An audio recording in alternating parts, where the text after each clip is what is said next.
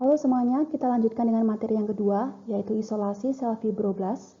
Tujuan dari praktikum ini adalah mengisolasi sel fibroblast dari jaringan kulit embrio ayam. Alat yang digunakan di sini adalah dissecting kit, kemudian culture dish kita pakai ukuran 6 cm, pipette mount ukuran 1000 mikro dan mikrotipsnya, silet, dan untuk bahan kita pakai embrio ayam berumur 8-10 hari, PBS, medium DMIM, dan juga alkohol 70%. Kemudian apa signifikansi menggunakan embrio ayam berumur 8-10 hari? Pada gambar ini kita lihat morfogenesis jaringan kulit pada embrio ayam.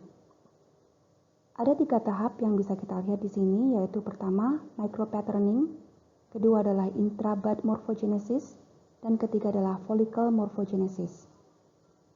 Ketika embrio ayam masih berumur 6-7 hari, dalam tahap micropatterning, lapisan epidermis yang terbentuk masih bercampur dengan lapisan yang lain dan masih sulit dibedakan.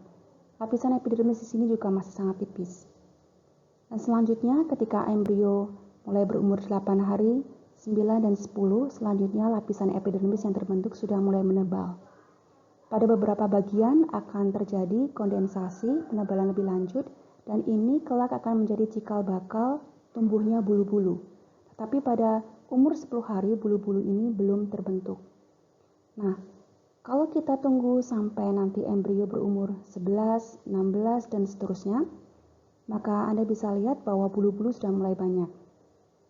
Pada periode ini, maka embrio sudah terlalu tua untuk digunakan. Kita akan kesulitan untuk menghilangkan bulu-bulu ini dari permukaannya, karena kita ingin mengambil lapisan epidermisnya. Selanjutnya adalah teknik isolasi. Jangan lupa bahwa seluruh proses ini dilakukan di lab. Pertama kali yang harus dilakukan adalah membersihkan permukaan telur dengan alkohol 70%. Selanjutnya, pada bagian cangkang kita buka sedikit, dan dari sini perlahan-lahan dengan sangat hati-hati kita gunakan pinset untuk mengambil embrio. Seperti ini. Embrio yang telah digunakan kemudian diletakkan ke dalam cawan yang steril, dan karena embrio ini biasanya mengandung lendir dan juga sisa-sisa kuning telur, maka kita bisa bilas sebentar dengan menggunakan PBS. Kemudian kita pisahkan bagian kepala, bagian-bagian yang kita tidak perlukan. Lapisan epidermis kulit dapat kita ambil dari bagian punggung atau bagian paha atas, dan setelah kita mendapatkan potongan jaringan tersebut, maka kita potong lebih kecil lagi sebesar sekitar 1-3 mm. Kemudian kita pindahkan ke culture dish yang baru. Nah, potongan-potongan kecil ini kita sebut dengan nama explant. Kita tanam explant sekitar 5-6 untuk satu culture dish, dan jangan lupa untuk memberi jarak satu sama lain. Dan setelah itu kita tambahkan dengan medium DMIM hangat, dan jangan lupa untuk memastikan bahwa explant ini harus melekat di permukaan substrat, jadi bukan melayang-layang di medium. Nah, prosedur isolasi setelah selesai dan kita segera bawa dish ini ke dalam inkubator untuk selanjutnya kita inkubasi. Kita tunggu selama 48 jam kemudian. Dan jangan lupa untuk mengganti medium dan juga mengecek setelah 24 jam. Sebaiknya kita tidak menggoyang-goyangkan cawannya ini agar memastikan bahwa sel bisa segera keluar dari explant yang sudah tertempel.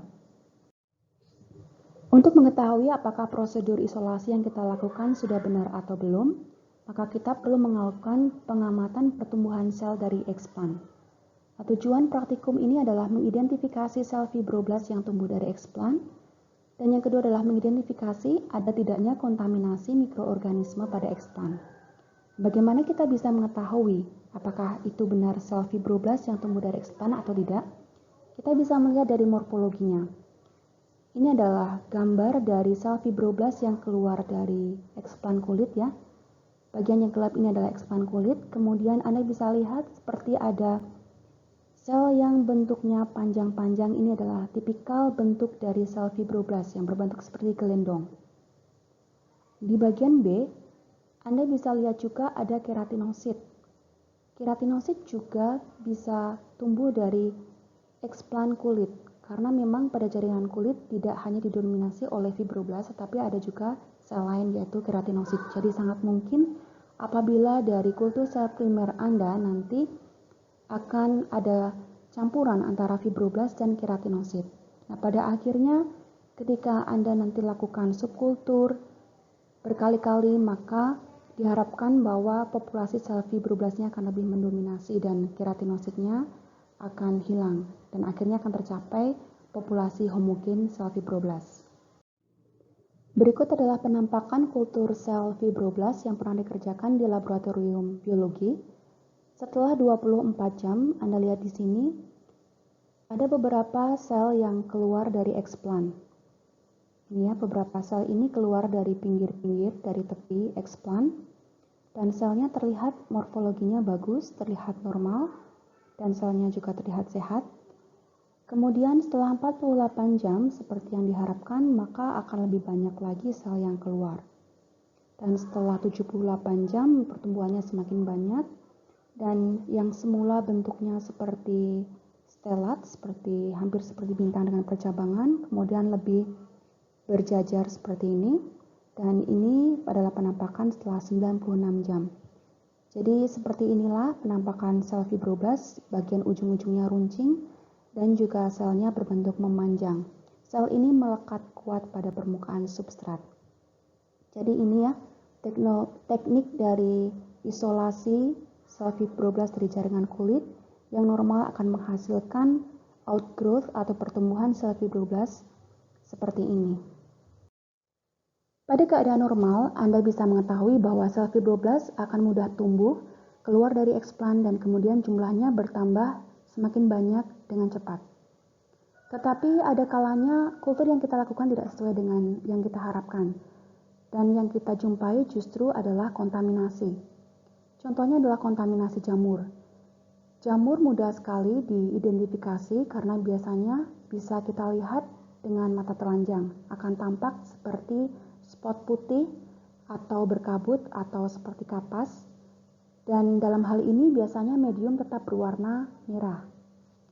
Apabila dilihat di bawah mikroskop, maka hifa-hifa jamur akan kelihatan seperti pohon yang bercabang-cabang seperti ini. Nah, Anda bisa melihat ini dengan fokus yang berbeda dari sel karena biasanya jamur tumbuh lebih ke permukaan atas. Yang selanjutnya adalah kontaminasi bakteri. Bakteri ini tumbuh dengan sangat cepat, sehingga apabila mengkontaminasi sel, maka sel akan mati dengan segera. Dan ini menyebabkan perubahan warna pada medium yang berubah drastis dari yang semula merah pada suhu sekitar 7 menjadi tiba-tiba menjadi berwarna kuning dan pH-nya jatuh. Kalau warnanya kuning, maka pH-nya lebih asam. Nah, ketika Anda ragu-ragu untuk memastikan apakah benar itu adalah kontaminasi bakteri, Anda bisa melihat pada perbesaran yang lebih besar. Misalnya perbesaran 400 kali, Anda bisa melihat bahwa bakteri, saya beri contoh di sini adalah bakteri berbentuk batang, maka Anda akan melihat biasanya bakteri tersebut akan berenang-renang secara bebas, dan juga ukurannya seragam. Nah, bakteri ini tidak bisa Anda lihat tanpa mikroskop. Jadi pastikan kalau Anda ingin mengecek, Anda cek di bawah mikroskop dengan perbesaran yang cukup. Hal lain yang perlu kita perhatikan adalah ada tidaknya sel debris yang berasal dari sel-sel yang telah mati. Sel yang mati secara bentuk akan berbeda dengan sel yang masih hidup, di mana sel yang mati ini tampak sedikit bulat dan kadang-kadang sudah terlepas dari permukaan substrat sehingga akan melayang-layang. Kemudian ada juga fragmen jaringan kecil-kecil seperti ini, dan apabila Anda belum terbiasa mungkin awal-awal akan merasa bingung apakah ini kontaminasi ataukah yang lain. Nah, kita bisa perhatikan bahwa fragmen-fragmen jaringan kecil ini terlihat bentuknya tidak sama, ukurannya juga tidak sama. Nah, ini mungkin adalah bagian dari jaringan yang berupa serpihan-serpihan ketika kita pada saat memotong, kemudian ada bagian yang terlepas. Nah, ini wajar pada kultur sel primer karena pada kultur sel primer itu kita ambil langsung dari jaringannya, sehingga pada awal-awal kultur Anda mungkin akan melihat bahwa medium dan juga selnya terlihat seperti kotor dan tidak homogen. Demikian tadi teknik isolasi sel fibroblast dari jaringan kulit dengan metode explant. Sel fibroblast yang diisolasi dengan metode ini akan bermigrasi keluar dari jaringan asalnya. Nah, adanya kontak dengan jaringan asal dalam hal ini kulit memungkinkan komunikasi seluler tetap terjaga dan mengurangi stres pada sel yang ditumbuhkan ke lingkungan baru. Nah, ini salah satu kelebihan dari metode explant. Baiklah, sekian, terima kasih atas perhatiannya. Selamat siang.